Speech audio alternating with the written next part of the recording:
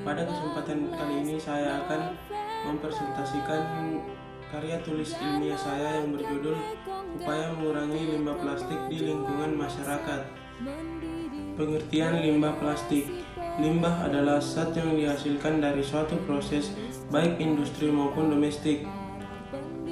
Limbah dapat berupa sampah, air kakus, dan air buangan dari berbagai aktivitas domestik. Limbah padat lebih dikenal dengan sampah, yang seringkali tidak dikehendaki kehadirannya karena tidak memiliki nilai ekonomis. Sedangkan plastik adalah merupakan polimer rantai panjang atom yang mengikat satu sama lain, di mana rantai ini membentuk banyak unit molekul berulang atau monomer.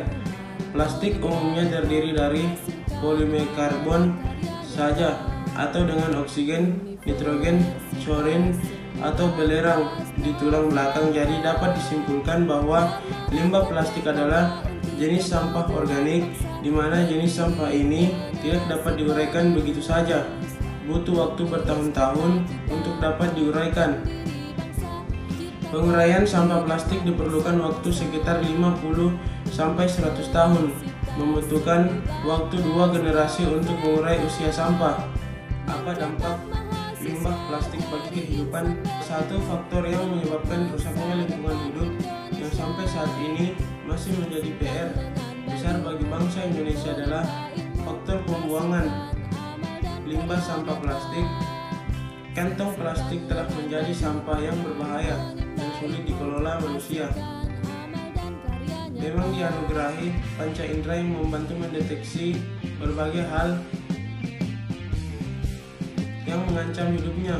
Namun di dalam dunia modern ini muncul berbagai bentuk ancaman yang tidak terdeteksi oleh panca indera kita, yaitu berbagai jenis racun yang dibuat oleh manusia sendiri.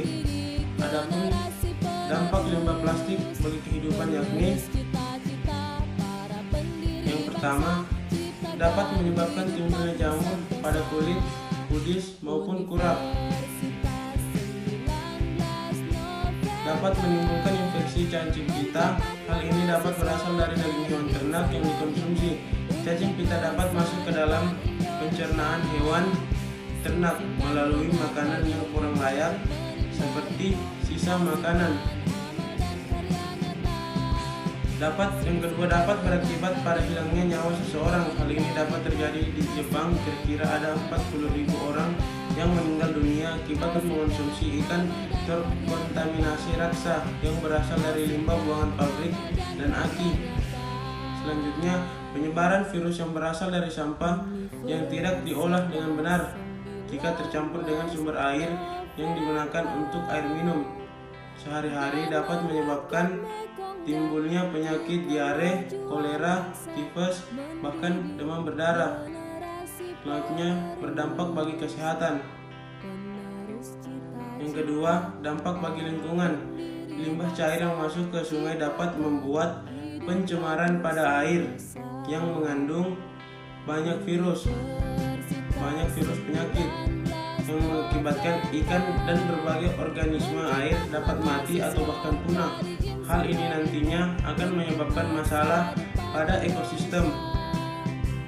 Selanjutnya yang disimpulkan adalah limbah rumah tangga yang dibuang ke sungai dapat menyebabkan terjadinya banjir. Jika hujan turun dengan intensitas tinggi, hal ini akan memberikan dampak buruk terhadap jalan, jembatan, tol, dan berbagai infrastruktur lainnya. Adapun tindakan yang harus dilakukan untuk mengurangi limbah plastik. Adapun cara mengurangi sampah plastik adalah perlu diketahui tidak semua plastik dapat didaur ulang, sehingga banyak sampah plastik menumpuk di tempat pembuangan. Sampah plastik ini juga tidak dapat terurai dengan cepat dan membutuhkan waktu yang lama. Untuk itu, salah satu cara untuk mengurangi sampah plastik dapat dimulai dari kehidupan kita sehari-hari. Misalnya saja adalah yang pertama, membawa kantong belanjaan sendiri untuk mengurangi sampah plastik. Cara ini merupakan cara yang paling sederhana. Setiap kali kita keluar belanja, Bawalah kantong plastik yang ramah lingkungan yang dapat dipakai berulang kali. Yang kedua, bawa mug atau tumbler minuman sendiri. Membeli segelas kopi ataupun minuman seperti boba ini menjadi tren.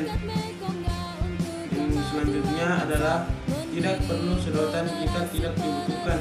Saat memesan minuman, Anda juga dapat menolak atau memilih untuk tidak menggunakan sedotan jika tidak benar-benar dibutuhkan. Adapun cara yang terakhir yaitu hindari alat cukur seperti disposable razor. Disposable razor biasanya berupa alat cukur dan kepala atau mata pisau yang menyatu dengan gagang plastik dan dibuang saat sudah tidak tajam lagi atau sudah tidak terpakai lagi. Itulah beberapa materi karya tulis ilmiah saya yang dapat saya sampaikan.